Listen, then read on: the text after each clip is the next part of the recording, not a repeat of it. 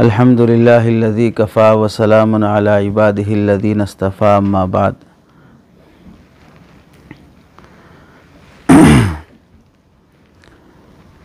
आज आप तमाम ख़वातीन जो दरस बुखारी में शरीक हुई हैं, इफ्तिताह बुखारी में, आप सब के लिए बहुत ही खुशी और मुबारकबादी की बात है कि अल्लाह रब्बुल इज़्ज़त ने एक लंबे अरसे से आप ख़वातीन को पढ़ने का मौका नसीब किया। इब्तिदा से लेकर यहाँ तक बड़ी इस्तिक़ामत के साथ आप ख़वातीन शोबे आलिमियत की मुख्तलिफ़ किताबें पढ़ते हुए यहाँ तक पहुँची हैं। ज़ुकूर में जिस तरह पढ़ने पढ़ाने का सिस्टम है और तलबा पढ़ते हैं, आलिम बनते हैं, इसी तरह एक बेहतरीन तरीक़ा ख़वातीन के भी आलिमा बनने का निज़ाम है, जिसे आप ख़वातीन ने मुकम्मल किया और अल्लाह ने आप लोगों के लिए ऐसे रास्ते भी बना दिए कि दौरे हदीस शरीफ की मुख्तलिफ़ किताबें भी आप पढ़ सकें। अभी दरस बुखारी की इफ्तिताह में आम तौर से बुखारी शरीफ की पहली हदीस, उसके तर्जुमे और मुख्तसर से ख़ुलासे और मुसन्निफ़ साहिब किताब से मुताल्लिक़ कुछ बातें अर्ज़ की जाती हैं और दरस बुखारी शरीफ पढ़ने वाली ख़वातीन से कुछ गुजारिशात भी साल के शुरू में की जाती हैं, जिसे हम तमाम साल बतौर रहनुमायाना उसूल के तौर पे याद रखना और उस पर अमल करना बेहतर होता है।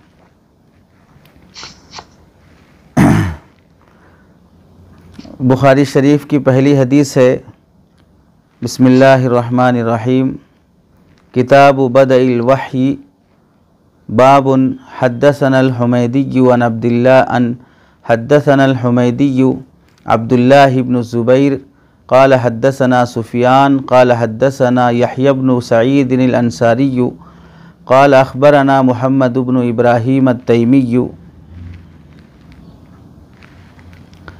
अन्नहु समिअ अलक़मत इब्न वक़्क़ास अल-लैसी यक़ूल समिअतु उमर इब्न अल-ख़त्ताब रज़ियल्लाहु अन्हु अलल मिंबरी क़ाल समिअतु रसूलल्लाहि सल्लल्लाहु अलैहि वसल्लम यक़ूल इन्नमल अअमालु बिन्नियात व इन्नमा लिकुल्लि इम्रिइन मा नवा फमन कानत हिजरतुहु इला दुनिया युसीबुहा औ इला इम्राअतिन यनकहुहा फहिजरतुहा इला मा हाजरा इलैहि। किताब बदइल वही, ये बुखारी शरीफ की पहली किताब यानी पहला बाब वही के बयान में है और पहली हदीस वही की इब्तिदा के बारे में है। पहला बाब वही के मुताल्लिक़ है। उस बाब की पहली हदीस नीयत से मुताल्लिक़ है। हदीस का तर्जुमा क्या है? हज़रत इमाम बुखारी रहमतुल्लाहि अलैह के उस्ताज़ इमाम हुमैदी रहमतुल्लाहि अलैह के हवाले से इमाम बुखारी नक़ल फ़रमाते हैं कि हमने ये हदीस हुमैदी रहमतुल्लाहि अलैह से सुनी, उन्होंने बयान की और उन्होंने यह हदीस सुफ़ियान सौरी रहमतुल्लाहि अलैह से सुनी है। वो कहते हैं सुफ़ियान सौरी कि हमने यह हदीस यहया इब्न सईद अंसारी रहमतुल्लाहि अलैह से सुनी है। उन्होंने हदीस बयान करते हुए ये कहा कि मुझे यह हदीस मोहम्मद बिन इब्राहीम तैमी ने बयान की है और इब्राहीम तैमी ये ताबई हैं। ये फ़रमाते हैं कि हमने यह हदीस हज़रत अलक़मा बिन वक़्क़ास लैसी से सुनी है। हज़रत अलक़मा बिन वक़्क़ास लैसी रहमतुल्लाहि अलैह का बयान है कि मैंने मस्जिद नबवी में मेंबर रसूल पर हज़रत उमर रज़ी अल्लाह तआला अन्हु की ज़बान से यह सुना। हज़रत उमर रज़ी अल्लाह तआला अन्हु फरमा रहे थे कि मैंने जनाब नबी करीम सल्लल्लाहु अलैहि वसल्लम से यह हदीस सुना कि आप सल्लल्लाहु अलैहि वसल्लम ने फ़रमाया, तमाम आमाल का दारो मदार नीयत पर है और हर अमल का नतीजा हर इंसान को उसकी नीयत के मुताबिक ही मिलता है। तो जिसकी हिजरत यानी अपना वतन छोड़कर दूसरे वतन जाना दौलत दुनिया हासिल करने की खातिर हो या किसी औरत की मोहब्बत में हो और उससे शादी करने की गर्ज़ हो, तो वो शख्स जो हिजरत करके जा रहा है तो उसकी हिजरत उन्हीं चीज़ों के लिए होगी जिनके हासिल करने की नीयत से उसने हिजरत की है। और अगर वो हिजरत अल्लाह और उसके रसूल के लिए करता है तो फिर उसकी हिजरत के बदले अल्लाह ताला उसे अल्लाह और उसके रसूल की मोहब्बत और उनकी तवज्जो अता फ़रमाते हैं। और अगर दुनिया की किसी ख्वाहिश और ज़रूरत के लिए हिजरत करता है, तर्क वतन करता है, तो फिर वो जिस नीयत से जा रहा है उसको वही चीज़ हासिल होगी, उसे सवाब हासिल नहीं होगा, अल्लाह की मोहब्बत और रहमत हासिल नहीं होगी। ये बुखारी शरीफ की पहली हदीस है। इस हदीस को हम पहली बात तो ये हमें समझना चाहिए, पूरी बुखारी शरीफ ही नहीं बल्कि पूरी शरीयत मुतहरा का ख़ुलासा है गोया कि इंसान जो भी अमल करता हो अपनी नीयत को दुरुस्त रखना, ये सबसे बहुत बड़ा काम होता है। नीयत की दुरुस्तगी, खालिस अल्लाह के लिए नेकी करना, खालिस अल्लाह के लिए गुनाह को छोड़ना, ये बहुत बाद में इंसान के अंदर पैदा होता है। कोई भी काम इंसान जब शुरू करता है तो पहले दिखावे की नीयत से शुरू करता है, बाद में वो काम चलते चलते होते होते आदत बन जाता है, फिर उस आदत के अंदर इबादत की सिफत पैदा हो जाती है। पहले रियाकारी थी, फिर आदत बन गई, आदत से इबादत बन गई, अब उस इबादत में इंसान के अंदर खुलूस आना शुरू हो जाता है। शुरुआत में तो हर अमल दिखावे के लिए होता है। इस लिहाज से हम अगर यहाँ समझना चाहें तो अल्लाह के नबी अलैहिस्सलाम की हदीस की किताब बुखारी शरीफ हम पढ़ते हुए शुरू में तो हमारी नीयत भी यही होती है कि माशाअल्लाह हम बुखारी पढ़ने के काबिल हो गए, हमारे अंदर इतनी सलाहियत आ गई कि हम बुखारी शरीफ पढ़ सकते हैं। दूसरी वो औरतें जो बुखारी शरीफ तक नहीं पहुंच सकी हैं, दूसरी वो बहनें जो बुखारी शरीफ पढ़ना जानती नहीं हैं, उन पर हमें फ़ख्र हासिल होगा। हम अपने आप को बहुत ज़्यादा मोतबर, मुअज़्ज़ज़, मोहतरम समझना शुरू कर देते हैं। चूँकि कोई भी नेमत हासिल करने का हकीकी तरीक़ा और अपनी हैसियत का इस्तेहज़ार इंसान को नहीं होता है तो फिर इंसान ज़ाम और गुरूर में मुब्तला हो जाता है। तो नीयत की दुरुस्तगी बहुत बड़ी इबादत है। इबादत चाहे छोटी हो या बड़ी हो, लेकिन उस इबादत में की जाने वाली नीयत बहुत अहमियत रखती है। आगे इससे मुतालिक ज़िक्र किया जाएगा। ये किताब बुखारी शरीफ जो आप ख़वातीन पढ़ रही हैं, पहली बात तो अल्लाह रब्बुल इज़्ज़त से दुआ है कि अल्लाह ताला आपके इस जज्बे को और पढ़ने को और आपके असातिज़ा के पढ़ाने को कबूल फ़रमाए, बरकत नसीब करे, सही इल्म, सही फ़हम नसीब करे और ख़िदमत दीन के सही मौक़े अल्लाह ताला नसीब करे। इमाम बुखारी रहमतुल्लाहि अलैह से मुताल्लिक़ पहली बात यह है कि इमाम बुखारी रहमतुल्लाहि अलैह 13 शव्वाल 1994 हिजरी में ईसवी के लिहाज से 20 जुलाई 810 ईसवी में हज़रत इमाम बुखारी रहमतुल्लाहि अलैह जुमा की नमाज के बाद बुखारा शहर में पैदा हुए। इमाम बुखारी रहमतुल्लाहि अलैह पैदा होने के बाद अभी छोटे बच्चे थे, वालिद मोहतरम का इंतकाल हो गया। इस्माइल नाम है इमाम बुखारी रहमतुल्लाहि अलैह के वालिद का। तालीम और तरबियत के लिए बाप बहुत बड़ा सहारा बनता है। अच्छे से अच्छे मदरसे में पढ़ाना हो या अच्छे से अच्छी स्कूल में पढ़ाना हो, अच्छी से अच्छी तरबियत करना हो, तो इसमें बाप का बहुत दखल होता है। वालिद मोहतरम इंतकाल हो जाते हैं तो इंसान बेसहारा हो जाता है। अब ज़िम्मेदारी पूरी की पूरी कमज़ोर सिन्फ़ नाजुक औरत पर आ जाती है। माँ के अंदर ममता होती है, मोहब्बत होती है, शफ़क़त होती है। माँ अपने बेटे की जिस्मानी तकलीफ़ को बहुत जल्द महसूस कर लेती है, लेकिन तालीम और तरबियत में बच्चे से जब कोताही हो जाए तो माँ उसे टाइट नहीं कर सकती, सख्ती नहीं कर सकती है। इसीलिए बच्चे की तरबियत के लिए माँ की मोहब्बत जहाँ ज़रूरी है, वहाँ बाप का डर और रौब भी बहुत ज़रूरी है। उमूमन जिन बच्चों की बाप नहीं होते हैं उन बच्चों की तरबियत में काफ़ी तकलीफ़ और मशक्क़त होती है, या बाप होते हुए भी अगर तरबियत की तरफ तवज्जो नहीं दी जाती है तो फिर वो बच्चे बाप होते हुए भी गोया के यतीम होते हैं। इसी को किसी शायर ने कहा, हज़रत अली रज़ी अल्लाह तआला अन्हु की तरफ मंसूब करते हुए, लैसल यतीमुल्लज़ी क़द मात अबाहु फ़इन्नल यतीम यतीमुल इल्मि वल अदबी। यतीम वो नहीं है जिसका सिर्फ़ बाप इंतकाल कर गया हो, बल्कि यतीम वो भी है जिसके होते हुए, यानी जिसके बाप के होते हुए भी वो शख्स अपने बाप की तरबियत ना पा सका हो, वो भी यतीम है। इमाम बुखारी रहमतुल्लाहि अलैह के वालिद इंतकाल होने के बाद बेटे की तरबियत की पूरी ज़िम्मेदारी वालिदा ने ली है। यहाँ पर हमको समझना चाहिए कि आप ख़वातीन भी इमाम बुखारी की किताब पढ़ रही हैं। आपकी जैसी ही एक ख़ातून है जिसने इमाम बुखारी जैसे बेटे को जन्म दिया है, जिसकी लिखी हुई किताब पढ़ने की हम सआदत हासिल कर रहे हैं।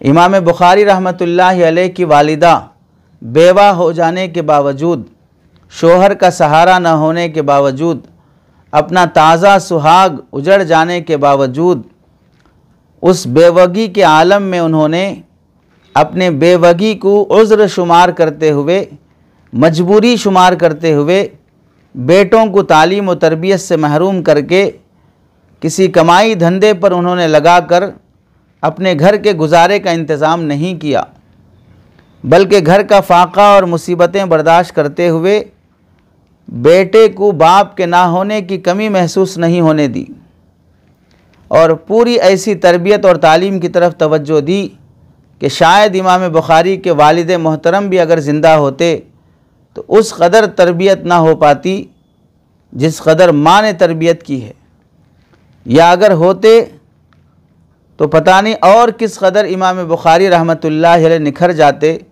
बाप की भी तरबियत और माँ की भी तरबियत की वजह से।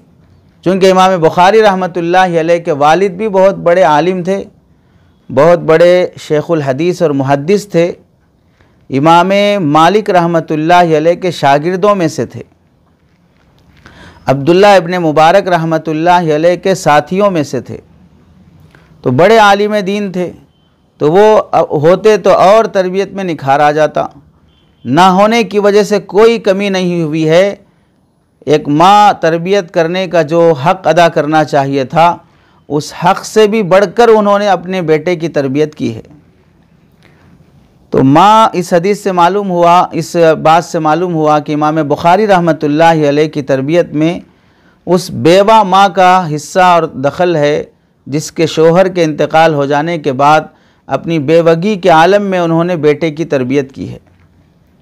इससे तमाम ख़वातीन को पहला सबक ये मिलता है कि एक औरत की सबसे बड़ी कामयाबी यह है कि वो अपनी औलाद की तरबियत करे। औरत की सबसे बड़ी कामयाबी उसकी खूबसूरती और उसकी ब्यूटी और उसके चमक धमक सजने संवरने में नहीं है। औरत की सबसे ज़्यादा काबिल तारीफ़ उसके हुस्न किरदार से है।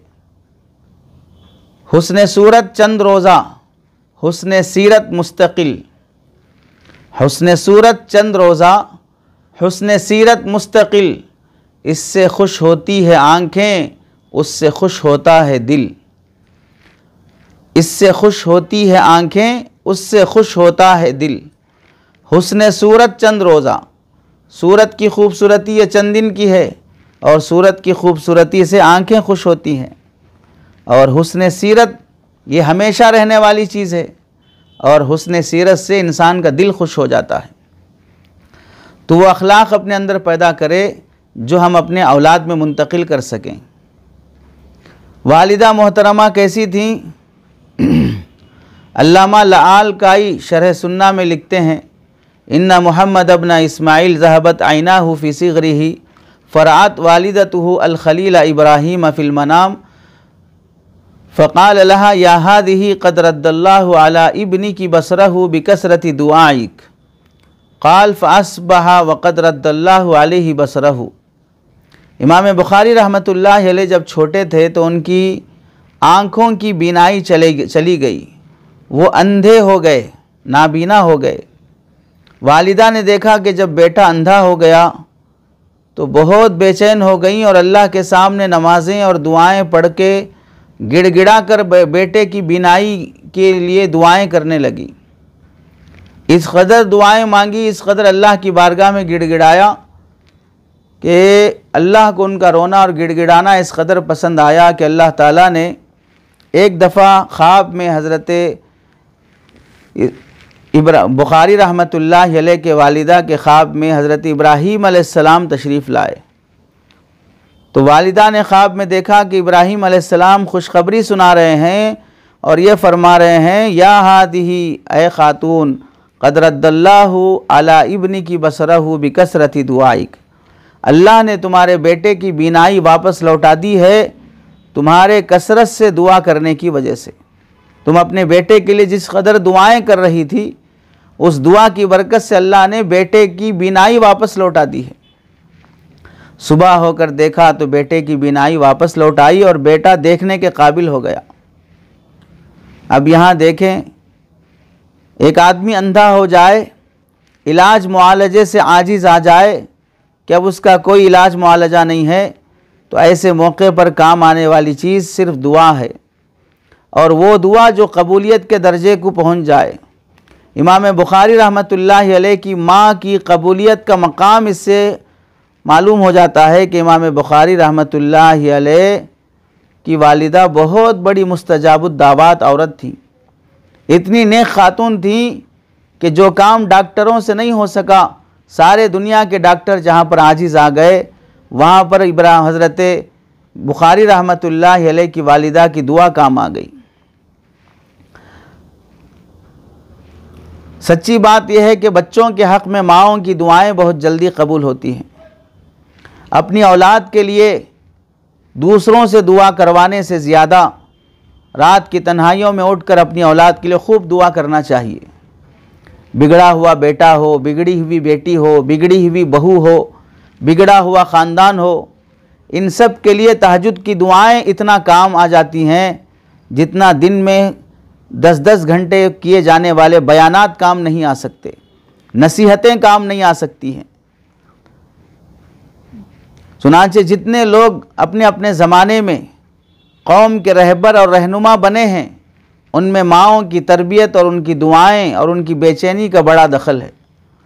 आप ख़ुद अंदाज़ा कर लीजिए कि कुरान मजीद के बाद सबसे ज़्यादा मकबूलियत वाली किताब लिखने वाली शख्सियत इमाम बुखारी रहमतुल्लाह अलैह यतीम हैं। उस यतीम लड़के ने, जिसकी यतीमी की वजह से लोग उसे देखना, अपनाना, उसका सहारा बनना पसंद नहीं करते, यतीमी को आयब शुमार करते हैं, वही यतीम बच्चा माँ की तरबियत में रहकर ऐसी किताब लिखा कि कुरान के बाद जो दर्जा है वो इसी किताब बुखारी शरीफ का है। तो हम और आप इससे समझ सकते हैं कि हम भी माँ हैं, हमारे शोहर भी हमारे साथ ज़िंदा हैं। वो भी एक औरत थी जिसने इमाम बुखारी को जन्म दिया। आप भी एक ख़ातून हैं जो अपनी औलाद को तरबियत दे रही हैं, जन्म दे रही हैं। लेकिन हमारी तरबियत और हम इमाम बुखारी रहमतुल्लाह अलैह की वालिदा की तरबियत में क्या फ़र्क था। उन्होंने अपने बेटे की खातिर कितना रोया, जिसके रोने के सदक़े अल्लाह ताला ने हज़रत इब्राहीम अलैहिस्सलाम को ख्वाब में दिखाया, जिसके रोने के सदक़े अल्लाह ने ली हुई बीनाई को वापस लौटा दिया। तो पहली बात यहाँ से मालूम हुई कि अपनी औलाद के लिए दुआ बहुत खूब करना चाहिए, अपने बच्चों के लिए रोना बहुत चाहिए। रात की तन्हाइयों में उठकर अल्लाह के सामने जो माँ अपनी औलाद के खातिर रोती है, फिर महल्ले वालों के सामने उस माँ को रोना नहीं पड़ता है। पुलिस स्टेशन में पुलिस के सामने अपनी उस माँ को रोना नहीं पड़ता है, बेटी की बेहयाई की वजह से, बेटे की आवारगी की वजह से। शादी के बाद ससुराल के सामने रोना नहीं पड़ता है जब माँ अपनी बेटी के खातिर मुसल्ले पे रोती है। समाज के सामने अपने बेटे की बेहयाई और आवारगी की वजह से शर्मिंदा होते हुए रोना नहीं पड़ता है जब माँ अपने बेटे की खातिर मुसल्ले पर रोती है। इबादत गुजार खातून, खुदा तरस माँ जब उम्मत को मैसर होती हैं तो फिर उम्मत को इमाम बुखारी जैसे अफराद का मिलना कोई मुश्किल काम नहीं है। उम्मत को इमाम बुखारी जैसे अफराद का मिलना कोई मुश्किल काम नहीं है। जब उम्मत को ऐसी माएँ मिलती हैं जिन माओं के अंदर तकवा हो, ताल्लुक़ मा अल्लाह हो, अल्लाह के सामने रोना धोना हो। सच्ची बात यह है कि कौम बनती है माओं की गोद में। वो माएँ जिनकी गोदों में कौम पलती है, वो माएँ अगर जाहिल हों, वो माएँ अगर अनपढ़ हों, वो माएँ रसूमात की दिलदादा हों, फैशन और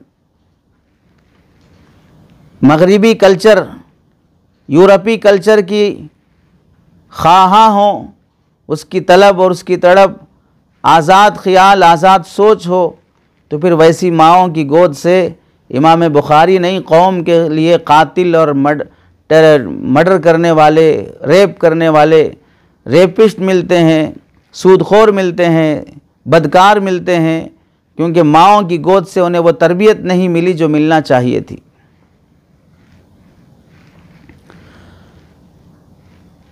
माँ की तरबियत का असर रहा कि बेटा नाबीना होने के बाद भी अल्लाह ने बीनाई वापस की। सिर्फ बीनाई वापस नहीं की बल्कि सय्यदुल मुहद्दिसीन बना दिया। आप जानते हैं बहुत पहले एक वाक़या बहुत मशहूर हुआ था कि काबतुल्लाह के इमाम अब्दुर्रहमान अस्सुदैस हफ़िज़हुल्लाह, काफ़ी मकबूल शख्सियत है आलम अरब की। उनका कुरान बहुत दिलचस्पी से सुना जाता है। उनसे पूछा गया कि आपको इतनी मकबूलियत और काबतुल्लाह की इमामत कैसे हासिल हुई? तो वो कहने लगे मेरी माँ की दुआओं का असर है। माँ की दुआ का असर कैसे है?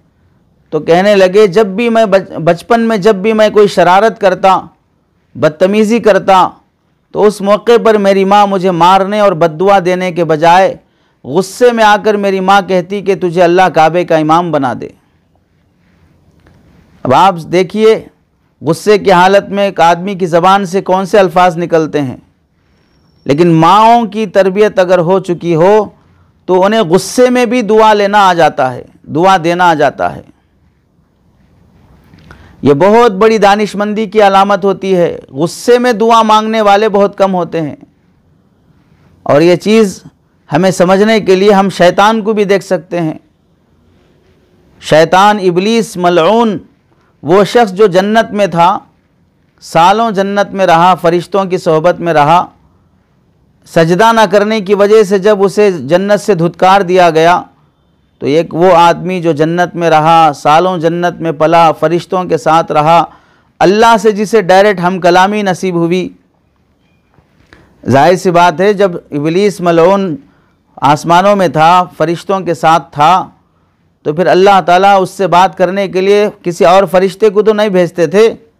अल्लाह फरिश्तों को बराह रास्त अपना हुक्म देते हैं। हज़रत जिब्राइल अलैहिस्सलाम फ़रिश्ते हैं, हज़रत मीकाइल, इसराफील, इज़राइल सब फ़रिश्ते हैं। अल्लाह उनको बराह रास्त अपने अहकामात देते हैं। तो जब ये फ़रिश्तों के साथ था तो अल्लाह ने उससे भी हम कलामी की, और कुरान मजीद में साफ़ कई जगहों पर उससे मुखातब होने की आयतें मौजूद हैं। तो वो शख्स जिसे अल्लाह से हम कलामी हुई है, जब वो अपनी नाफरमानी और रूगर्दानी की वजह से जन्नत से धुतकारा जा रहा है, तो ऐन उस मौके पर भी वो दुआ मांगते हुए निकल रहा है। हालांकि जलील शर्मिंदा होकर वो उस वक्त जा रहा है, लेकिन उसे उस वक्त का भी एहसास है कि इस वक्त भी अगर दुआ मांगी जाए तो अल्लाह दुआ कबूल कर लेते हैं, जबकि अल्लाह ख़ुद गुस्से में है और ये शर्मिंदगी में है, जलील होकर निकल रहा है। तो इसीलिए कहा जाता है कि वक्त देखे अनदेखे अपनी औलाद को बद्दुआ नहीं देना चाहिए। हाँ, वक्त देखे अनदेखे अपनी औलाद को दुआ देते रहो। रात के 3 बजे भी अगर नींद से बेदार हो जाओ तो उस मौके पर भी नींद की हालत में बिस्तर पर लेटे लेटे मांगी जाने वाली दुआएं भी अल्लाह कबूल कर लेते हैं। तो पहली बहुत बड़ी नसीहत आप और हम सब के लिए है कि उम्मत को बेहतरीन अफराद मिलने के लिए माओं की तरबियत, उनका तक़वा, उनकी इबादत गुजारी, उनकी खुदा तरसी, ये बहुत बड़ी नेमत है और बहुत बड़ा ज़रूरी हिस्सा रहता है कौमों की बुलंदी और तरक्की का। दूसरी बात हमें अर्ज़ ये करनी है, इमाम बुखारी रहमतुल्लाह अलैह के वालिद मोहतरम इंतकाल होने से पहले ख़ुद भी बड़े आलिम थे, मुहद्दिसीन में से थे। इमाम मालिक रहमतुल्लाह अलैह के शागिर्द थे। अब्दुल्ला इब्न मुबारक रहमतुल्लाह अलैह के सोहबत याफ्ता थे। फरमाते हैं इस्माइल इमाम मोहम्मद इमाम बुखारी रहमतुल्लाह अलैह के वालिद इमाम इस्माइल रहमतुल्लाह अलैह के दोस्त थे अहमद बिन हफ्स रहमतुल्लाह अलैह। जब इमाम बुखारी के वालिद इस्माइल का इंतकाल होने लगा तो उन्होंने अपने दोस्त अहमद बिन हफ्स रहमतुल्लाह अलैह को अपने पास बुलाया। जबकि सकरात का आलम था, इमाम बुखारी रहमतुल्लाह अलैह ने अपने दोस्त को वसीयत की और फरमाया कि मेरे पास इतनी रकम, इतना सोना चांदी मौजूद है, ये ले लो और ये रुपया लेकर मेरे बेटे की तालीम और तरबियत की तरफ तवज्जो देना और उस पर इसे खर्च करना। और सुनो एक बात, मैं नहीं समझता कि मेरी ज़िंदगी में जब से मुझे शऊर आया है उस वक्त से लेकर अब तक मैंने कोई एक रुपया भी हराम का या डाउटफुल का अपनी औलाद और अपने बेटे की तरबियत और परवरिश में मैंने ख़र्च किया हो। जो माल भी मैंने कमाया वो 100% हलाल और पाकीज़ा है, और जो माल भी मैंने अपने घर वालों पर, औलाद पर ख़र्च किया वह 100% हलाल है। डाउटफुल वाला एक पैसा भी मैंने अपने बेटे को नहीं खिलाया है। आदमी जब बाकमाल हो तो हलाल रोज़ी का बहुत एहतमाम करता है, और हलाल रोज़ी का जब एहतमाम होता है तो आदमी साहिब कमाल बन जाता है। इससे ये बात भी मालूम हुई, अल्लामा ज़हाबी फरमाते हैं काना मिनल उलमाइल वर्राइन, इमाम बुखारी के वालिद बहुत मुत्तकी उलमा में से थे। तो जहाँ वालिदा बड़ी नेक खातून है, मुस्तजाबुद दावात है, अल्लाह से रो रो के बातें मनवाने की ताकत रखती है, वैसे ही वालिद मोहतरम का तक़वा भी बेटे की तरबियत में बहुत बड़ा दखल रखता है कि बाप अपनी कमाई को साफ़ सुथरा रखे। बाप डाउटफुल वाली कमाई हरगिज़ न कमाए। हलाल कमाई अपनी औलाद को खिलाने से बच्चों में तक़वे के असरात पैदा होते हैं। इमाम बुखारी रहमतुल्लाह अलैह की वालिदा की खिदमत, इमाम बुखारी रहमतुल्लाह अलैह की वालिदा की दुआ और अपने बेटे की तालीम व तरबियत में पैसा खर्च करना, और इमाम बुखारी के वालिद का तक़वा और उनका मकाम हलाल रोज़ी का एहतमाम, ये दो चीज़ें हैं जिसकी वजह से इमाम बुखारी को अल्लाह ताला ने इतनी बड़ी सआदत और इतना बड़ा नेक काम करने का मौका अता किया।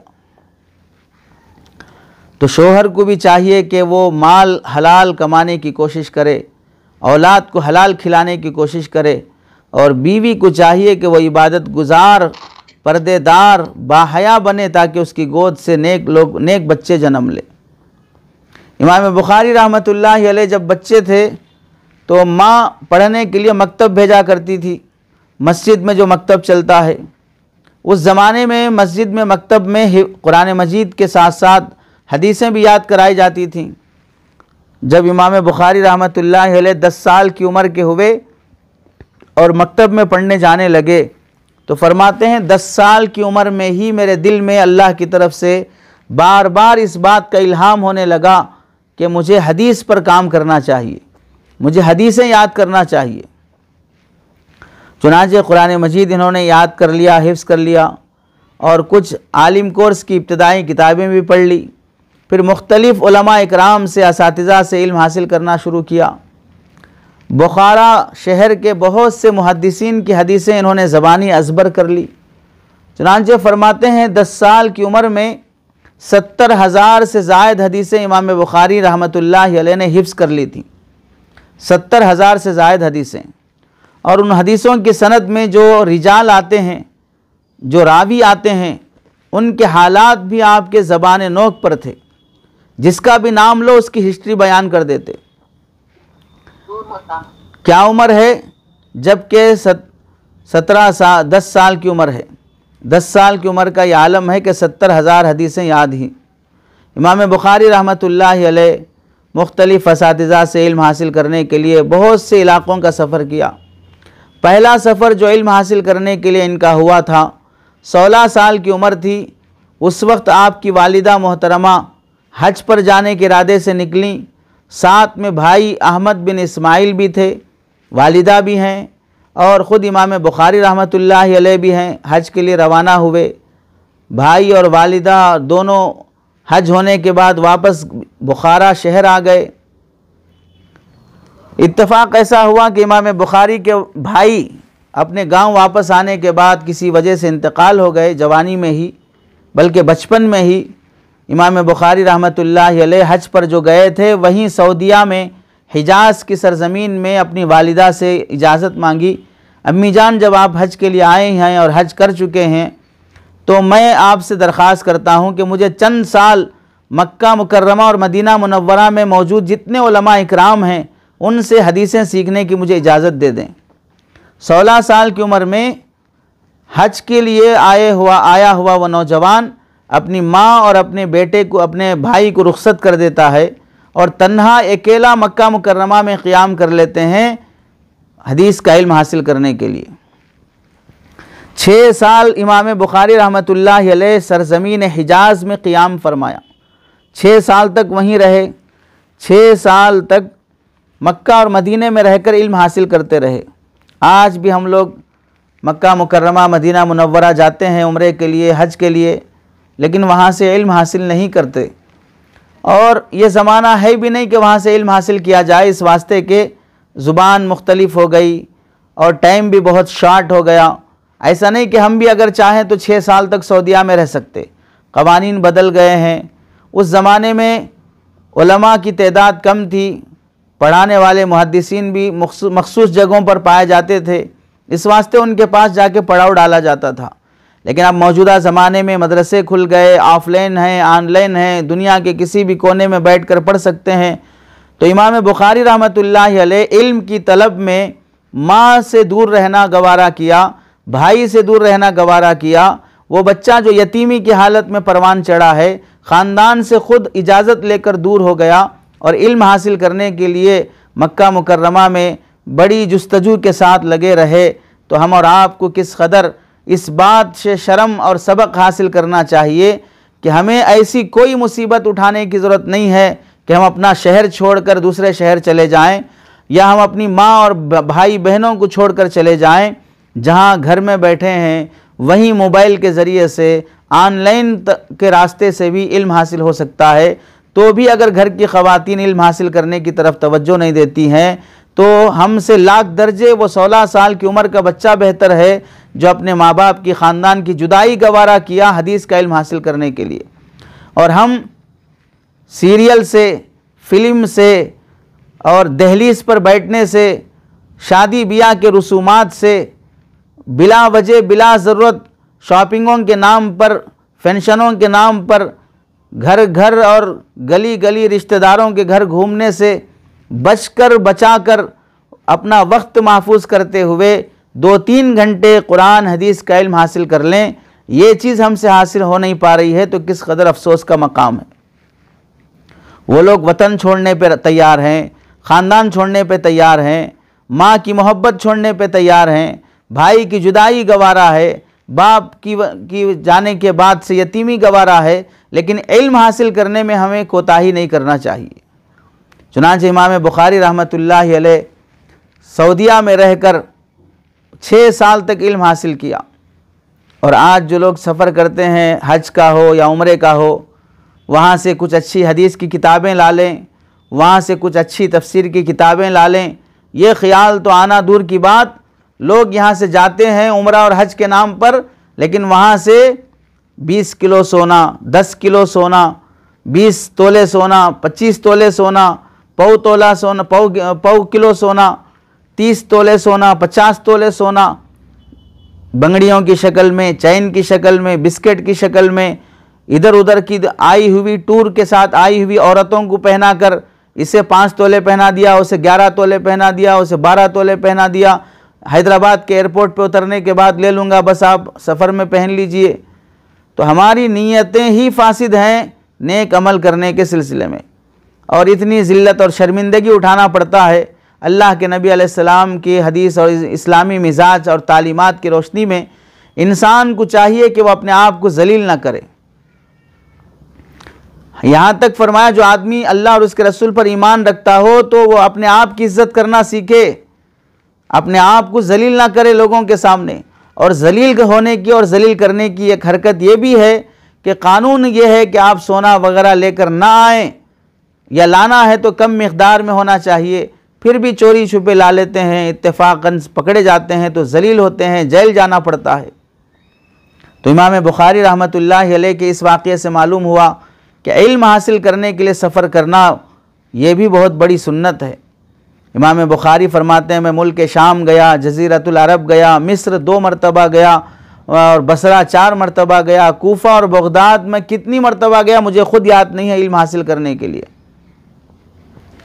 और इल्म हासिल करते करते ये 16 साल का नौजवान, ये फरमाते हैं इमाम बुखारी तकरीबन 4 साल मक्के में रहे और 2 साल मक्का मुकर्रमा में रहे, 4 साल मदीना मुनव्वरा में रहे।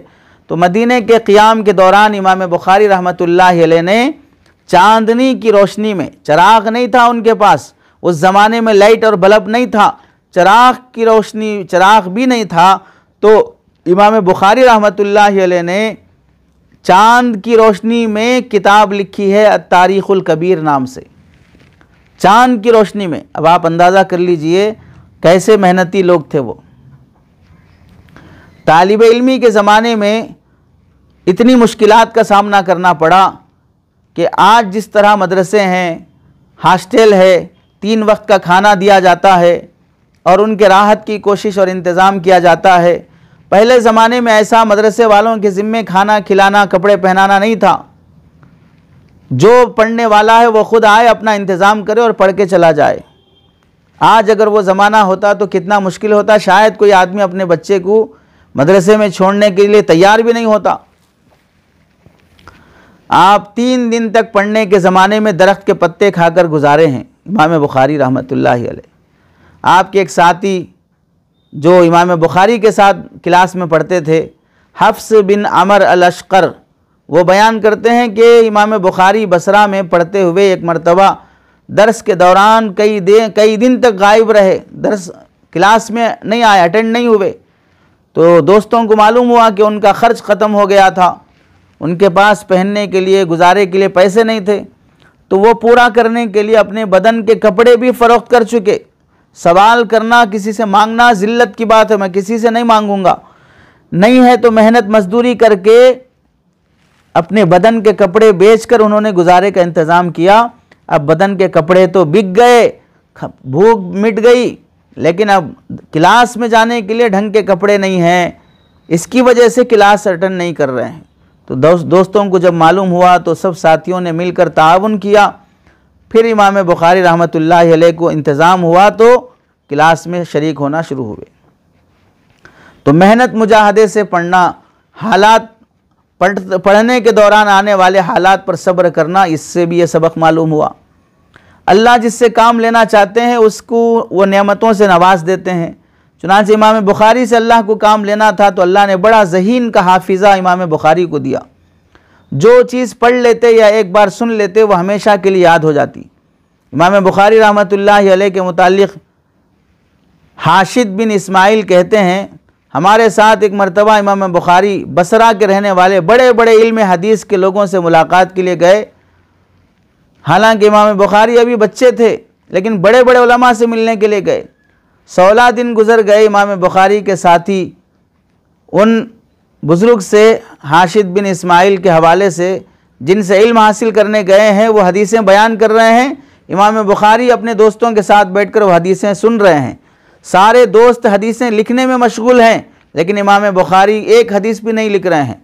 तो साथियों ने मलामत की कि इतनी दूर सफ़र करके आए और सबक नहीं लिख रहे हो, भूल जाओगे तुम। तो इमाम बुखारी ने फरमाया, तुम जो 3-4 दिन से हदीसें लिखे हो वो हदीस की कापियाँ मुझे दिखाओ। जब वो कापियाँ दिखाई गईं तो उन हदीसों में 3-4 दिन में बल्कि 16 दिन में 15,000 हदीसें लिखी हुई थी। यानी गोया कि रोज़ाना 1,000 हदीसें उस ज़माने में तलबा पढ़ा करते थे, 1,000 हदीसें रोज़ाना। तो इमाम बुखारी रहमतुल्लाह अलैह के दोस्तों की कापियों में 16,000 हदीसें थी। अब आप समझिए 15 दिन में 16,000 हदीसें पढ़ना कोई मामूली बात है। आज के ज़माने में लिखी गई किताबें 1000-1500 की हदीसों पर लिखी गई किताबें पूरा साल पढ़ना मुश्किल है। उस ज़माने में सिर्फ 16 दिन में 15,000 हदीसें उन तलबा ने पढ़ ली थी। तो इमाम बुखारी रहमतुल्लाहि अलैह ने उनकी कापियाँ जब मंगाई तो कहा खोलो खोलो अपनी कापियाँ खोलो। जब सब साथी कापियाँ खोल लिए तो कहने लगे सुनो, जो तुम कापियों में हदीसें लिखे हो 16 दिन से लेकर अब तक, वो पूरी हदीसें तरतीबवार, नंबरवार, नंबर 1, नंबर 2, नंबर 3, इस लिहाज से मैं तुम्हारी कापियों में लिखी हुई हदीसें मैं ज़ुबानी सुना दूंगा। और ये कहकर इमाम बुखारी रहमतुल्लाहि अलैह 200 हदीसें उसी मस्जिद में, उसी मजलिस में सुना दिए। 200 हदीसें, और पूरा तरतीब के साथ। पहले दिन 16 दिन गुजर गए तो पहले दिन हमारे उस्ताद ने क्या सबक दिया, कौन सी हदीस पढ़ाई, दूसरे दिन कौन सी हदीसें हुई, तीसरे दिन कौन सी हदीसें हुई, इस तरह दिन के हिसाब से याद रखकर उन्होंने हदीसें सुनाई। इस कदर अल्लाह ने उन्हें हाफिज़ा दिया था छोटी उम्र से ही। इमाम मोहम्मद बिन असर सजिस्तानी फरमाते हैं, कुन्तु फ़ी मजलिस सुलेमान अपनी हरबिन वलबुखारी माना यस्मउ वला यक्तुबु फ़क़ील लिबादिहिम मा लहु ला यक्तुब फ़क़ाल यरजिउ इला बुखारा व यक्तुब मिन हिफ़्ज़िही। कहते हैं कि हम एक मरतबा सुलेमान बिन हरब मुहद्दिस बढ़ाने वाले उस्ताद की दरसगाह में मौजूद थे। सब तलबा हदीसें लिख रहे थे, इमाम बुखारी नहीं लिख रहे थे, खाली बैठ के सुन रहे थे। तो किसी ने कहा कि ये बच्चा क्यों ऐसा कर रहा है, क्यों नहीं लिख रहा है। तो साथियों ने कहा कि हम जानते हैं कि बड़ा ज़हीन बच्चा है, यहाँ अगर नहीं भी लिख रहा है तो गांव जाने के बाद, घर जाने के बाद वो सारी हदीसें अपने जहन के हाफिज़े की बुनियाद पर लिख लेगा, ये भूलने वाला नहीं है कोई हदीस। लिखा है कि इमाम बुखारी रहमतुल्लाहि अलैह का इम्तिहान लेने के लिए बाज़ लोगों ने एक तरतीब बनाई बसरा में कि 10 आदमी खड़े हो गए और 10 आदमियों को हदीसें बदल बदल कर दे दिए। सनद एक को दिए तो मतन दूसरे को, मतन एक को दिए तो सनद दूसरे को। इस तरह देकर कोशिश करने लगे कि शायद ये शख्स दावा जो हाफिज़े का कर रहा है वो हाफिज़े का दावा झूठा हो सकता है। तो इमाम बुखारी रहमतुल्लाह अलैह को 10-10 हदीसें दी गईं, सुनाया। तो इमाम बुखारी ने सब की 100 हदीसें सुनकर फरमाने लगे, मुझे नहीं मालूम ये हदीसें कहाँ हैं, किसकी सनद से हैं। तो सब लोगों ने ताना दिया, इतने बड़े मुहद्दिस बने फिरते हो, 100 हदीसों का पता नहीं है। तो इमाम बुखारी रहमतुल्लाहि अलैह ने उन 10 लोगों को बिठाया और कहा कि तुमने शुरू में 10 हदीसें ये सुनाई, पहली हदीस ये, दूसरी हदीस ये, तीसरी हदीस ये, एक ही बार में सुने हैं। देखिए 10 आदमियों से 100 हदीसें, लेकिन पहले आदमी से कौन सी 10 हदीसें सुने और नंबरवार पहली हदीस कौन सी थी, दूसरी कौन सी थी, तीसरी कौन सी थी, चौथी कौन सी थी, वो नंबरवार के साथ एक मरतबा में सुनकर याद कर लिया और उसकी हदीसें रिपीट करके सुनाने लगे। और फरमाया जो 10 हदीसें तुमने सुनाई है वो सब गलत सुनाई है, हदीस ये है, मतन इसका और सनद दूसरी है, तुमने तोड़ मोड़ कर पेश की है हदीस ने, ये हदीस तोड़ मोड़ कर पेश किए हो। इस तरह 100 हदीसें जो गलत बनाए थे वो लोग सबको दुरुस्त करके इमाम बुखारी रहमतुल्लाहि अलैह ने एक ही मजलिस में सुना दिया। हाफिज़ अल्लामा इब्न हजर अस्क़लानी फरमाते हैं, इमाम बुखारी के हदीसें याद रख लेने पर हमें बहुत ताज्जुब नहीं है, चूँकि वो बड़े हाफिज़ हदीस थे, लेकिन ताज्जुब यह है कि 10 आदमियों में से पहले आदमी ने पहली कौन सी हदीस सुनाई, दूसरी कौन सी सुनाई, चौथी कौन सी सुनाई, ये नंबरवार सीरियल वाइज याद रखना ये बहुत बड़ा कमाल है। कैसे याद रखे एक ही मजलिस में। इसी तरह इमाम बुखारी रहमतुल्लाहि अलैह जब किसी मजलिस में होते और वहाँ सनद में आगे पीछे हो जाते तो बहुत तवज्जो से याद दिलाते कि आप सनद में गलती कर रहे हैं। असनाद याद रखना बहुत बड़े हाफिज़े की बात होती है। चुनांचे एक मरतबा ऐसा हुआ कि एक उस्ताद इमाम दाखिली रहमतुल्लाहि अलैह ने एक हदीस सुनाई और उस हदीस में उन्होंने ज़िक्र किया कि अन्ना अबा ज़ुबैर, उन्होंने ज़िक्र किया सुफियान अन अबी ज़ुबैर अन इब्राहीम, कि सुफियान ने अबू ज़ुबैर से और अबू ज़ुबैर ने इब्राहीम से ये रिवायत नकल की है। तो इमाम बुखारी फरमाते हैं कि आपने यह सनद सही बयान नहीं की है, सही सनद दूसरी है। सही सनद ये है कि अबू ज़ुबैर वहुआ इब्नुल अदी अन इब्राहीम, सनद में गलती हो गई आपसे। तो उस्ताद ने सही सनद क्या है सुनाओ, तो सही सुनाए। तो तालिब इल्म सही सनद सुनाने पर रुजू कर लिया, फ़ौरन तस्लीम कर लिया कि हाँ तुमने सही कहा है। और ये बात कब हो रही है? जबकि आपकी उम्र 11 साल की थी। 11 साल की उम्र में हदीस की सनद पर भी बहुत दस्तरस हासिल थी इमाम बुखारी को। चुनांचे इमाम बुखारी फरमाते हैं, मैंने 1080 उलमा से हदीसें हासिल की हैं। 1080 लोग मेरे उस्ताद हैं, मैं उन सब का शागिर्द हूँ, क्योंकि मुझे जब मालूम होता कि फ़लाँ साहब के पास हदीस है तो मैं वो सुनने के लिए उनके पास चला जाता, उनका शागिर्द बन जाता। हदीस से इतनी मोहब्बत थी। और ज़िंदगी गुजारने का तरीक़ा ऐसा था, इमाम बुखारी बहुत कम खाते थे। पढ़ाने के ज़माने में भी बहुत कम खुराक थी। जो कुछ भी पैसा आता वो तलबा पर ख़र्च कर देते, मदरसे में पढ़ने वालों पे ख़र्च कर देते, उनके खाने का इंतज़ाम करते। एक मरतबा इमाम बुखारी रहमतुल्लाह अलैह बहुत बीमार हो गए आखिरी उम्र में, 40-50 साल की उम्र में। तो उस ज़माने में हकीम रहते थे, पेशाब चेक करके बता देते थे। जैसे आज भी यूरिन टेस्ट लिया जाता है, उससे मालूम हो जाता आदमी को क्या बीमारी है। पेशाब के ज़रिए से बीमारियों का पता लगाया जाता था, आज भी और पहले भी। तो हकीम साहब ने कहा कि पेशाब ले के आओ, बीमार का क्या बीमारी है मालूम होगा। जब पेशाब ले जाकर दिखाया गया तो हकीम साहब ने जब वो पेशाब देखा तो कहने लगे, ये ऐसे आदमी का पेशाब है जो ज़िंदगी में कभी सालन नहीं खाया होगा, सूखा खाना खाया है, सालन मिलाकर नहीं खाया, ऐसे आदमी का पेशाब दिख रहा है। जब पूछा गया इमाम बुखारी से तो कहने लगे, मैंने 40 साल से सूखी रोटी इस्तेमाल की है, उसमें सालन इस्तेमाल नहीं किया, सालन ही नहीं खाया, सिर्फ रोटी खाता था बस। क्यों नहीं खाते थे? पेट तो बग़ैर सालन की रोटी से भी भर जाता है, फिर क्यों खाली पीली सालन खाऊं? ऐसा ख्याल था इमाम बुखारी का।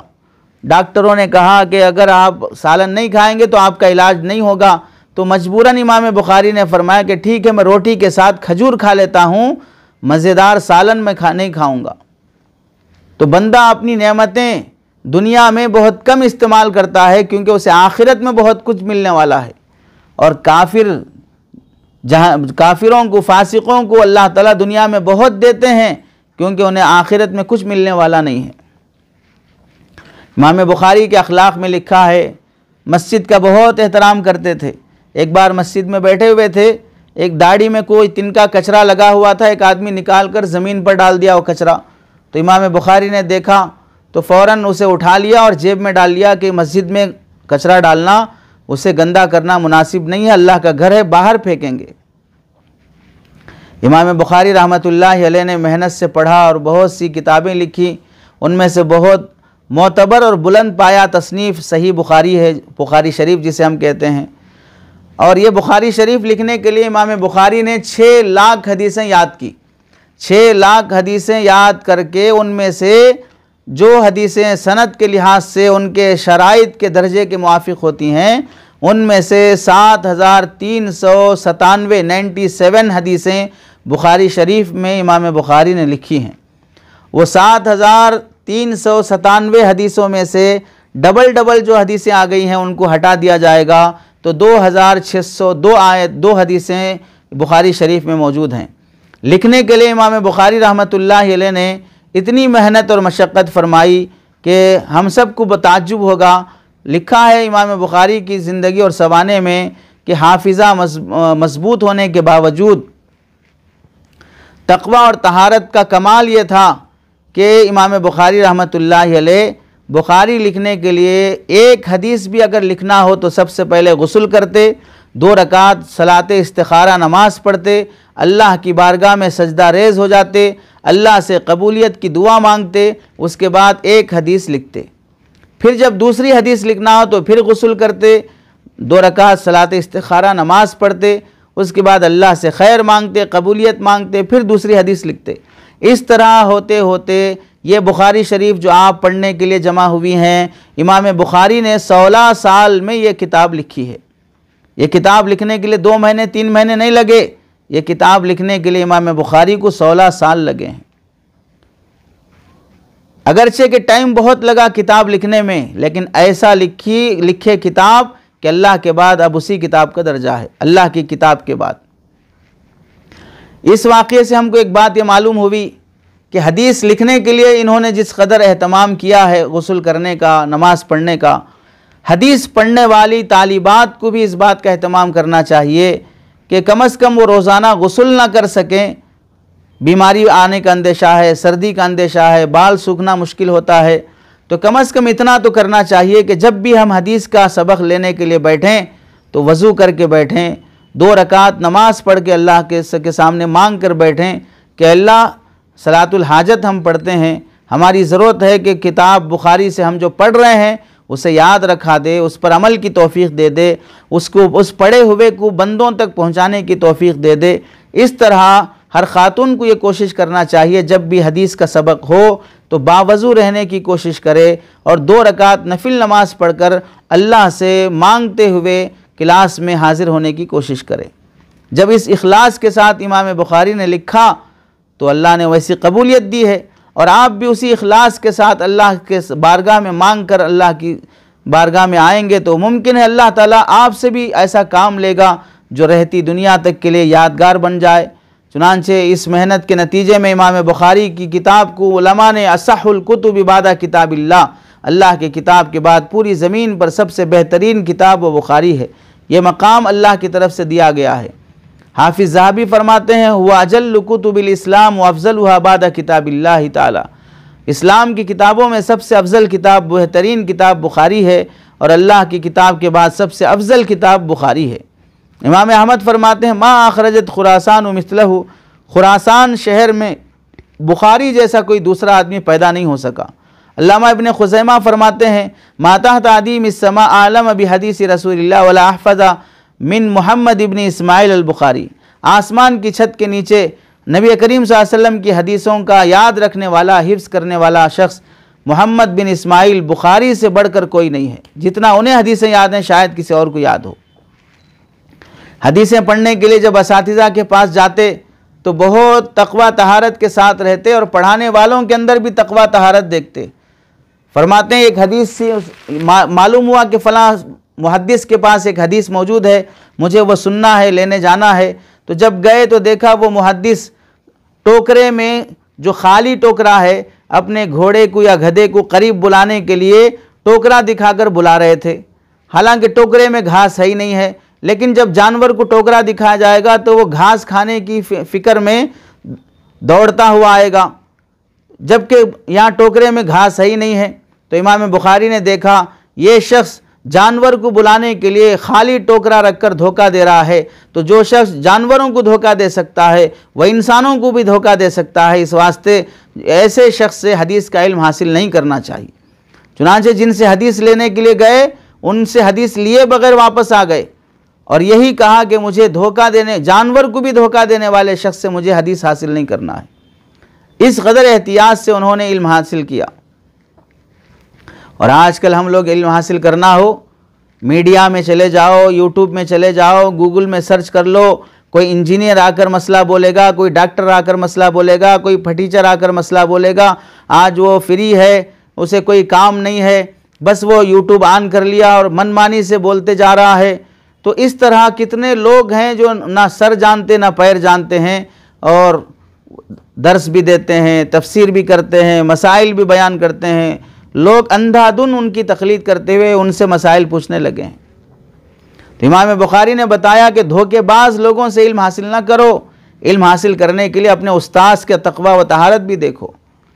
और अपने इल्मी वक़ार को बाकी रखने के लिए इमाम बुखारी रहमतुल्लाहि अलैह ने और बहुत बड़ा कारनामा ये किया कि जब एक आदमी आलिम बन जाए, आप आलिमा बन जाएं, तो आपके ऊपर कोई उंगली नहीं उठना चाहिए, आपकी तरफ कोई ऐब मंसूब नहीं होना चाहिए कि आलिमा आलिम होकर देखो क्या कर रहा है, आलिमा होकर देखो कैसी हरकतें कर रही है। जैसे बाज़ लोगों के बारे में सुनने में आया कि मीडिया में चला था रमज़ान से पहले कि मदनी चैनल जो चलता है वो वहाँ पढ़ने वाली कोई लड़की आलिमा होकर भी गैर मुस्लिम लड़के के साथ भाग गई, आलिमा होकर हिंदू लड़के के साथ निकाह कर ली, मंदिर में जाकर, वो भी मंदिर के मंडप पे फेरे लेकर। मीडिया और यूट्यूब और इंस्टाग्राम, फेसबुक, ये सब इनमें से बाज़ आलात वो हैं जो बेहयाई के अड्डे बने हुए हैं। तो आलिम होने के बाद अपने ऊपर कोई दाग धब्बा आने नहीं देना चाहिए। चुनांचे एक मरतबा इमाम बुखारी रहमतुल्लाहि अलैह कश्ती का सफ़र कर रहे थे समंदर से, तो सफ़र में आदमी पैसे रखता है अपने पास। पहला वो ज़माना नहीं था जिसमें हम ATM कार्ड या कोई भी कार्ड अपने साथ रख कर लेके चलें। पहले लोग सोना चांदी जो भी पैसे होते थे अपने साथ लेके सफ़र करते थे। तो एक धोखेबाज दोस्त सफ़र में मिल गया, मीठी मीठी बातें करने लगा।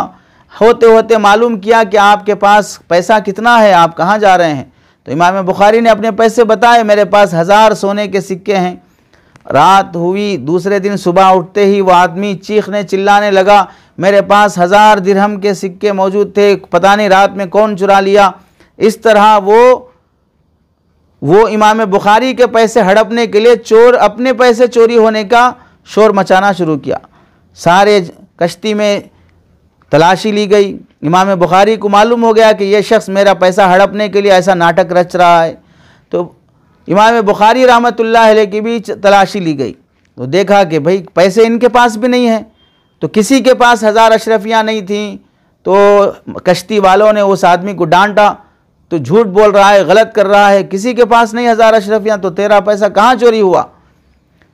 आखिर मामला ठंडा हो गया। थोड़ी देर के बाद वो आदमी शर्मिंदा होकर इमाम बुखारी के पास आया और कहने लगा, आपने तो कल मुझे बताया था कि मेरे पास 1000 सोने की अशरफियाँ हैं, और आज तलाश किए तो आपके पास कुछ नहीं मिला, कहाँ चले गए। तो इमाम बुखारी ने फरमाया, जब तूने शोर मचाया चोरी होने का, तभी मैं समझ गया कि तू मेरे पैसे लूटना चाह रहा है। मैंने पूरे 1000 अशरफियाँ उठाकर समंदर में फेंक दिया। उसने ताज्जुब से पूछा, 1000 अशरफियाँ उठाकर समंदर में फेंक दिए। तो इमाम बुखारी ने फरमाया, हाँ, मैं हदीस का इल्म हासिल करने वाला तालिब इल्म हूँ, मैं हदीस पढ़ाने वाला उस्ताद हूँ। जब लोगों को ये मालूम होगा कि इमाम बुखारी एक मरतबा कश्ती में फ़लाँ आदमी के पैसे चुरा लिए थे, हालांकि मैंने चुराया नहीं है, लेकिन झूठा इल्ज़ाम जब मुझ पर लगेगा तो लोग मुझसे हदीसें हासिल नहीं करेंगे, लोग मुझ पर भरोसा नहीं करेंगे कि मेरी ज़िंदगी में कोई ऐसा डांट आ गया है जिसकी वजह से मेरा एतमाद ख़त्म हो जाता है कि चोर आदमी से हम कैसे इल्म हासिल करें। अगरचे कि मैं चोरी नहीं किया हूँ, लेकिन लोग बदनाम तो कर देंगे। इस वास्ते मैं अपनी इमेज ख़राब नहीं करना चाह रहा था। 1000 सोने की अशरफियाँ जाए तो जाए पानी में और भाड़ में, लेकिन मेरे इज़्ज़त और ज़ात पर आँच नहीं आना चाहिए। तो ऐसे ही आलिमा बनकर भी शादी ब्याह के रसूमात में चल रही हैं, आलिमा बनकर भी फंक्शनों में बग़ैर बुरक़े के जा रही हैं, या बुरक़े के है तो ऐसी जगह खाना खा रही हैं जहाँ वेटर मर्द है, वो सप्लाई कर रहा है, वीडियोग्राफी मौजूद है, दुल्हन के साथ खड़े होकर ग्रुप फ़ोटो लिया जा रहा है, या सास बहू के झगड़ों में आलिमा बनने वाली लड़कियां भी मुब्तला हैं, ख़ानदानों को तोड़ने में मुब्तला हैं। थोड़ा दीन क्या मालूम हो गया, साफ कहने लगे कि मेरे ज़िम्मे सास की खिदमत नहीं है, मैं जॉइंट फैमिली में नहीं रहूँगी, मुझे अलग से घर दिया जाए। ये सारे इंतशार, सारी मुआशरत बर्बाद होती जा रही है। आम जाहिल अनपढ़ ख़वातीन जिस तरह इल्म हासिल ना करने की वजह से रसूमात में मुब्तला हैं, उसी तरह पढ़ी लिखे औरतें और मर्द भी अगर रसूमात और गुनाहों में मुब्तला रहेंगे तो फिर क्या हासिल। तो इमाम बुखारी के वाक़े से मालूम हुआ, पैसा जाए तो जाए, लेकिन आदमी के इज़्ज़त पर आँच नहीं आना चाहिए। ऐसे ही इमाम बुखारी रहमतुल्लाह अलैह के इस वाक़े के तहत में अली मियाँ नदवी रहमतुल्लाह अलैह फरमाते हैं, पढ़े लिखे आलिम और उलमा की ज़िंदगियाँ आम लोगों से मुमताज़ होनी चाहिए। देखने वाली आंखें देखे कि हम दुनिया कमाने के वास्ते कितना झूठ बोल रहे हैं, कितना धोखा दे रहे हैं, लेकिन यही उलमा को देखो, यही आलिमात को देखो कि ये दुनिया को लात मार रही हैं। इन्हें ना कोई जेवर से वास्ता, ना कोई फैशन से वास्ता, ना सजने संवरने से वास्ता, ना सेल्फी से वास्ता। जिस चीज़ के लिए दुनिया वाले एक दूसरे का कत्ल कर रहे हैं, प्रॉपर्टियां लूट लूट कर एक दूसरे का मर्डर करके जेल कोर्ट कचहरियां आबाद कर रहे हैं, वहाँ पर यही उलमा, यही पढ़ी लिखी आलिमात, इनके अंदर दुनिया की ज़र्रा बराबर मोहब्बत नहीं है। जो हमारे नज़दीक सजदा करने की जगह है, वो इनके नज़दीक जूते चप्पल छोड़ने के भी काबिल जगह नहीं है। ऐसा मुमताज़ मामला होना चाहिए पढ़ी लिखी औरतों का। अनपढ़ भी अपनी सास बहू के झगड़े में, देवरानी जटानी के झगड़े में, नड़न और बहू और दूसरे रिश्तों के झगड़े में, और पढ़ी लिखी औरत भी उसी तरह के झगड़ों में चल रही हो, तो फिर जाहिला और आलिमा दोनों में कोई फ़र्क बाकी नहीं रहेगा। इस वास्ते ये बात जहन में रहना चाहिए, हमारी इज़्ज़त हमारे तक़वे से है। हमारी इज़्ज़त हमारी बुखारी शरीफ पढ़ने से नहीं है कि हम बुखारी शरीफ पढ़ लेती हैं तो अल्लाह के नज़दीक बहुत मुअज़्ज़ज़ हो जाएंगी। पढ़ना बहुत बड़ी सआदत है जो दूसरों को नसीब नहीं हुई है, लेकिन पढ़ने से इज़्ज़त का मेयार नहीं होता है। पढ़ने के बाद उन हदीसों पर अमल करना, अपनी सीरत को संवारना, अपने अंदर वो मेयार पैदा करना जिससे अल्लाह कौम के नज़दीक हमें मुअज़्ज़ज़ बना दे, तन्हाई में अल्लाह के सामने रोना, ये सारे असबाब होते हैं जिसकी वजह से अल्लाह ताला हमारे किरदार का असर दूसरों पर डालते हैं। और यहाँ पर एक बात ये भी मालूम हुई, इमाम बुखारी रहमतुल्लाहि अलैह ने पहली हदीस नीयत से मुताल्लिक़ लिखी और अपने अमल से भी इमाम बुखारी रहमतुल्लाहि अलैह ने दिखाया कि रोज़ाना 2 रकात नमाज़ पढ़ते, गुस्ल करते, अल्लाह के सामने कबूलियत की दुआ मांगते, फिर उसके बाद इमाम बुखारी रहमतुल्लाहि अलैह हदीस लिखते। इत्तिबाए सुन्नत और दीन की इशाअत का जज्बा ऐसा जब इमाम बुखारी के अंदर आया कि मैं हदीस लिखूं मशहूर होने के वास्ते नहीं, नबी की सुन्नतों का नूर उम्मत में मुंतकिल करने के खातिर, इखलास के खातिर, दीन की इशाअत के जज्बे से, तो अल्लाह ने इनके हुस्न नीयत की लाज रखते हुए इस किताब को इतनी मकबूलियत अल्लाह ने अता फ़रमाई। चुनांचे आप देख लीजिए दुनिया की मशहूर किताबों में से जहाँ कुरान मजीद मशहूर है, वहीं बुखारी शरीफ मशहूर है, वहीं अल्लाह के वो बंदे जिन्होंने इस नीयत के साथ किताबें लिखी हैं, अल्लाह ने उनको भी मकबूलियत अता की है। चुनांचे शेखुल हदीस ज़करिया साहब रहमतुल्लाहि अलैह की किताब फ़ज़ाइल आमाल देख लीजिए, हर घर में अल्लाह ने मकबूलियत दी है। इसके बाद हकीमुल उम्मत हज़रत अशरफ अली थानवी रहमतुल्लाहि अलैह की किताब बहश्ती ज़ेवर देख लीजिए, जिस खुलूस से लिखा गया कि तकरीबन मुसलमान उस किताब को पढ़ते हैं और जानते हैं। तो मुखलिसाना तौर पर कोई भी काम किया जाता है तो अल्लाह उसे कबूलियत देते हैं। तो ऐसे ही हम और आपको चाहिए पढ़ाने वाले भी इखलास से पढ़ाएं, पढ़ने वाली ख़वातीन भी इखलास से पढ़ें। अल्लाह को राज़ी करना मकसूद है तो हमारे इल्म में भी अल्लाह ताला वो बरकत अता करेंगे। और एक बात इमाम बुखारी रहमतुल्लाहि अलैह की ज़िंदगी से एक बात ये मालूम होती है, फरमाते हैं कि इमाम बुखारी फरमाते हैं कि इंशाअल्लाह क़ियामत के दिन अल्लाह ताला मुझे गीबत के मामले में हरगिज़ नहीं पकड़ेंगे। मैंने पूरी ज़िंदगी में किसी मर्द की, किसी औरत की, किसी की मैंने गीबत नहीं की है।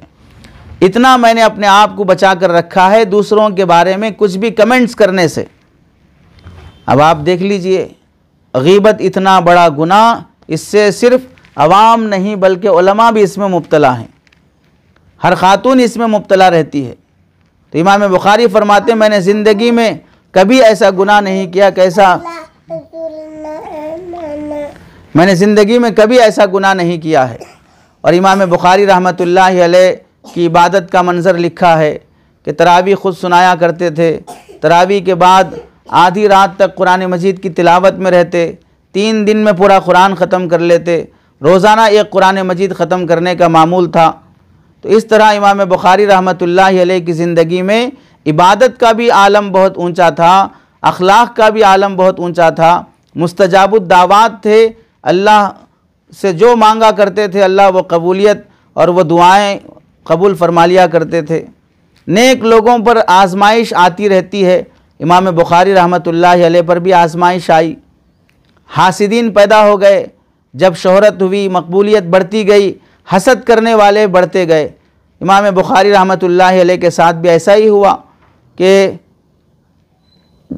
आपकी हसद में लोगों ने वक्त के बादशाह को भड़का दिया कि बादशाह ये इमाम बुखारी आपकी इज़्ज़त और एहतराम नहीं करते हैं।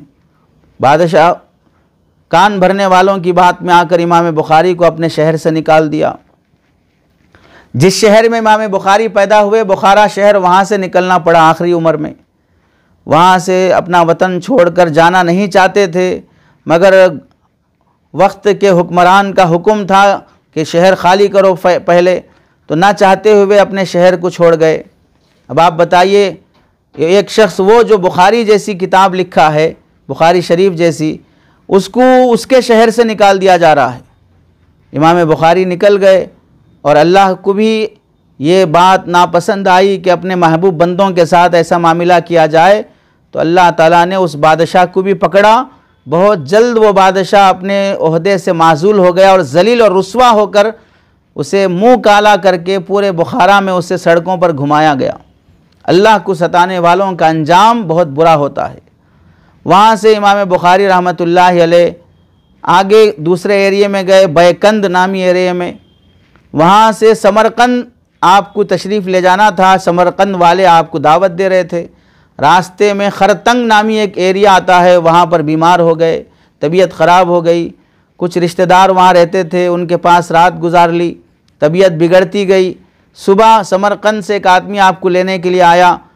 जाने के लिए आप इमामा बांध कर कपड़े पहन कर तैयार हो गए।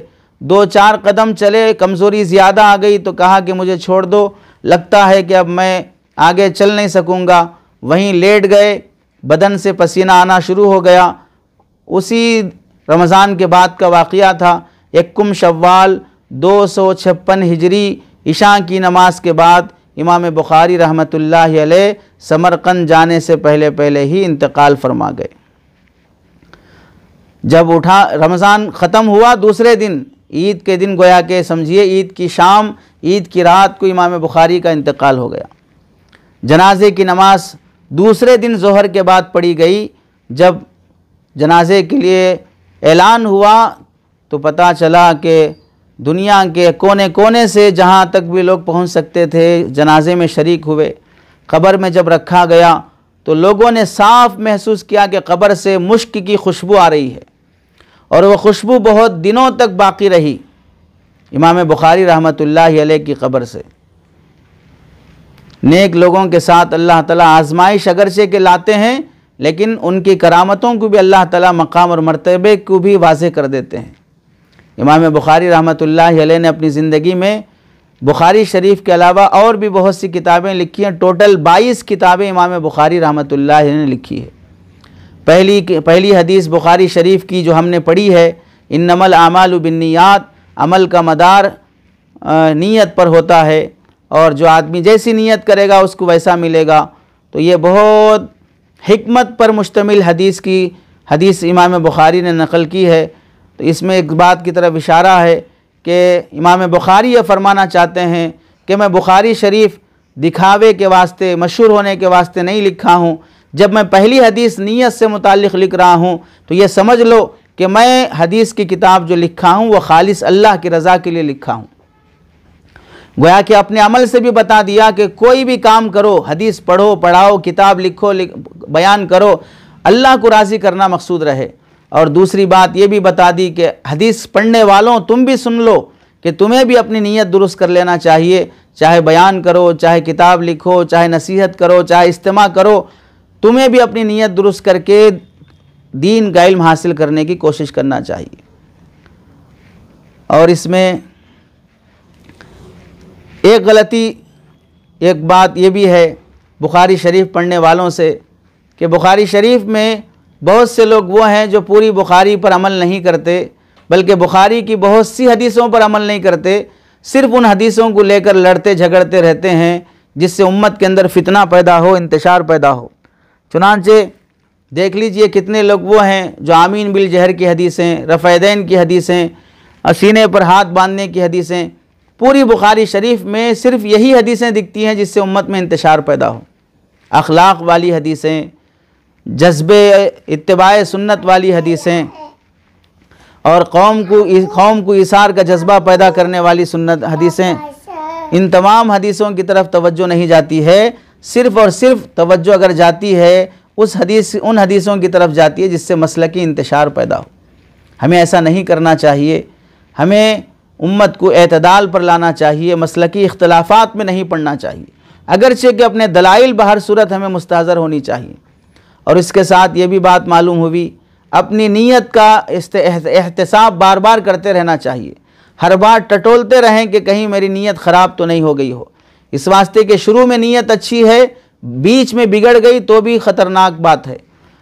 बीच में अच्छी रही, आखिर में भी अगर नीयत बिगड़ गई तो भी बहुत ख़तरनाक बात है। और ये अल्लाह की तरफ से बहुत बड़ा इनाम है कि अल्लाह ने हमें नबी करीम सल्लल्लाहु अलैहि वसल्लम की हदीस की किताब पढ़ने का मौका दिया। हदीस की किताब पढ़ने का मकसद होता है नबी की हदीसों पर अमल करना। तो बुखारी शरीफ पढ़ने में पहली नीयत आप हजरात ये करें कि मुझे हदीस की किताब पढ़कर मुझे हदीसों पर अमल करना है। और दूसरी नीयत ये होना चाहिए कि मुझे पढ़ने से अल्लाह को खुश करना है। तीसरी नीयत ये होना चाहिए कि जो कुछ भी मैं पढ़ रही हूँ उसे अपनी नस्ल में, अपने ख़ानदान में और अपने महल्ले में और अपने इलाके की औरतों में मुझे मुंतकिल करना है। चुनांचे हदीस पाक पढ़ने के लिए आप हजरात अपनी ज़िंदगी में अमली तौर पर भी तब्दीली लाने की कोशिश करें। इमाम बुखारी गीबत से बचते थे, गीबत से बचने की कोशिश करें। इमाम बुखारी तिलावत का बहुत एहतमाम करते थे, तिलावत का एहतमाम करें। इमाम बुखारी हदीस पर अमल का बहुत जज्बा रखते थे, इत्तिबाए सुन्नत का जज्बा अपने अंदर पैदा करें। और ऐसे ही अब जो कुछ पढ़ा है उस पढ़े हुए को दूसरों तक पहुंचाने की फ़िक्र करें और अपने मसलक पर बहुत शिद्दत के साथ जमे रहें।